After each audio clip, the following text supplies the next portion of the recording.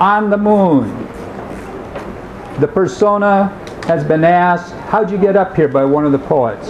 And he's explaining. I found myself sitting upon a chair in my study, dozing over a book. Cervantes' Don Quixote, surrounded by volumes of world classics, the Japanese Manyoshu, and the Indian Bhagavad Gita, Saigyo and Basho, Wu Chungan's Journey to the West.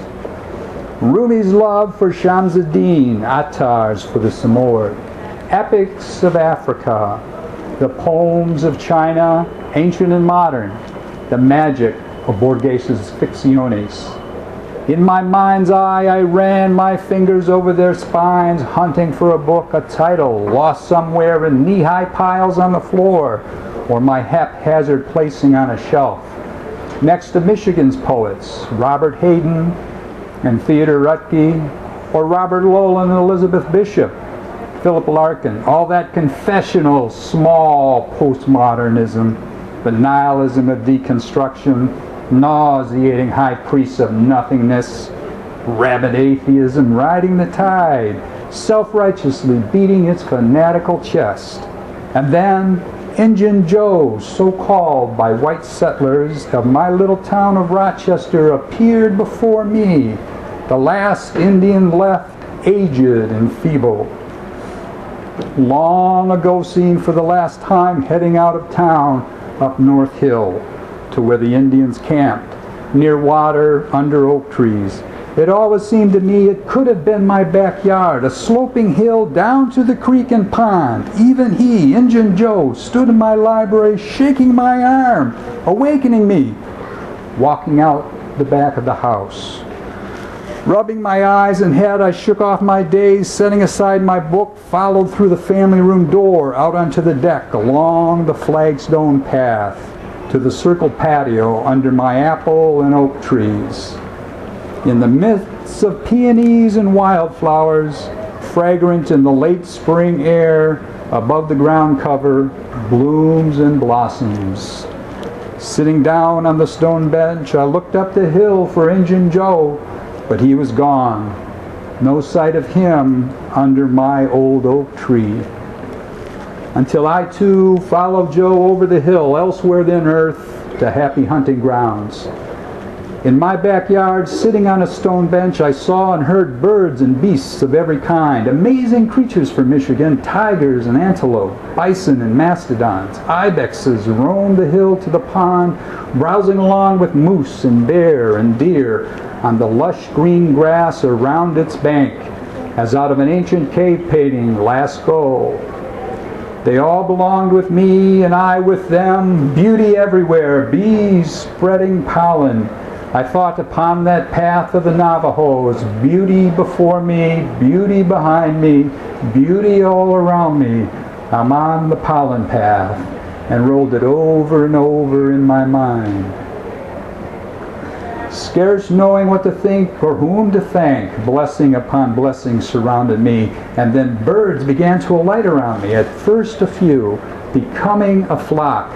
Robins and thrushes, chickadees and golden finches, downy-headed and red-bellied woodpeckers, doves and hawks, parrots, toucans, orioles, bluebirds and pelicans, seagulls and eagles, cranes of every type, flamingos strutted about my backyard, nightingales sang, peacocks fanned their tails, juncos hid under the bushes from the falcons and ospreys, still not willing to take any chances.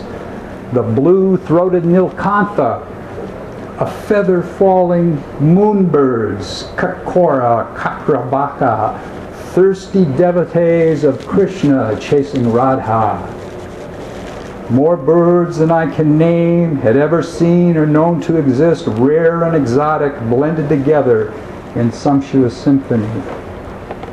And then I saw a glorious hoopoe alight upon a branch of the nearest apple tree among the white blossoms. All the birds drew silent, watching her, as did I, wondering why and what would happen next. And so she spoke. We seek the Samoyed, and she'll take you to her, a marvelous bird beyond the ken of man, beyond this world, this tinsel dome. A hush profound fell upon us all at the idea, there in my backyard, all trying to imagine her beauty. The hoopoe breaking the silence, saying, "We shall aid in carrying you aloft. We birds of flight instruct you. Prepare for a journey most rare, a journey to the moon, what no man or poet has ever achieved. Fairy folk of every land shall come for you. Your guide shall be there too. Master, friend, father, mentor, peer, brother. Ordeal beyond this world up to the starry sky. Often a journey begins before one realizes it. Just so now we sing our song for you, a new song.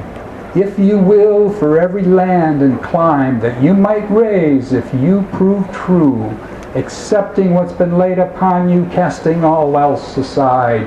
You chose. Now, you chose. And where did I go? I'm sorry. You chose. Now further the test abide. With that, the hoopoe rose into the air, all the birds rising with her, trailing behind, and a great swooshing vortex of feathered wings circled around my meadow hill, ascending higher with each pass, 9 times up and around me, nearly drawing me in as when a whirlpool off a rocky coast will suck in every boat and floating thing, drawing it deep down to the ocean floor, as off the coast of Japan's tragic shore. But this one, made of air, seemed formed to draw me aloft from earth to sky, tugged on me. I thought for sure it would pull me off the ground, but then subsided as they rounded the 9th gyre and blended back into the air over the trees, disappeared as suddenly as they had come. I found myself alone in the meadow, the trees and grass and bushes swaying gently in the freshening breeze. My heart lifted to a different world. In my backyard, my glade of trees, whereunder I sat stunned, amazed. Is that it? That's it. Good. Thank you.